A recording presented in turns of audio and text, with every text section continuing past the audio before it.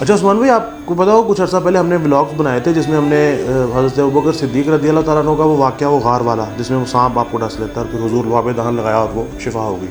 اور پھر ایک مولا علی والا واقعہ تھا اسی ولاگ میں ہم نے بتایا تھا جس میں نماز عصر آپ نے قربان کر دی، حضور نے دعا فرمائی اور وہ واپس آ گیا.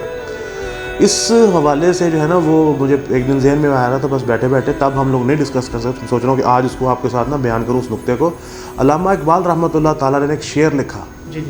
اس شعر سے پہلے دو کیفیات انسان کی ہوتی ہیں، وہ ذرا سمجھ لیں.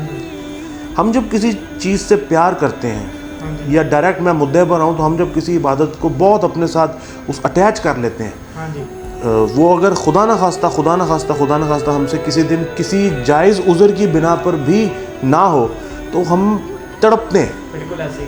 وہ وقت جس میں ہم وہ ادا کیا کرتے تھے اگر آج یہ ہم لوگ وہ نہیں کر پائے تو ہم اس کو تڑپتے ہیں کہ یار یہ کیا ہو گیا. انسان تڑپ جاتا ہے. پھر ایک کیفیت یہ ہوتی ہے اس سے ہٹ کے کہ ہم کسی بازار میں جگہ سے گزر رہے ہیں، ہمیں کوئی کانٹا چبھ گیا اور اتنا سیویئر چبھا کہ انسان پھڑپھڑا جاتا ہے. وہ ایک ہی ہو گیا، انسان پھڑپھڑا جاتا ہے، تکلیف ہوتی ہے. کوئی موذی جانور خدا نہ خواستہ کاٹ جائے تو انسان پھڑپھڑا جاتا ہے. اب یہ دونوں واقعات آپ ذہن میں لائیں، مولا علی نے جو عصر کی نماز واری اور سیدنا صدیق اکبر رضی اللہ تعالیٰ عنہ نے جو غار میں ان کو سانپ نے ڈسا. تو اقبال نے شعر ایک لکھا اس پہ. اقبال فرماتے ہیں، یہ شعر اب آپ نے اگر سننا ہے تو وہ جو دو کنسیپٹ جو میں نے دو کیفیات میں نے جو بیان کی اس کو بھی ذہن میں رکھیں.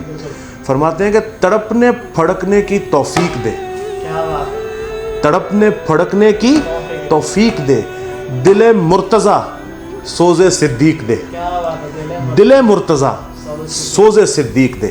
تو یہ ہے اقبال رحمۃ اللہ تعالیٰ علیہ کا ذہن.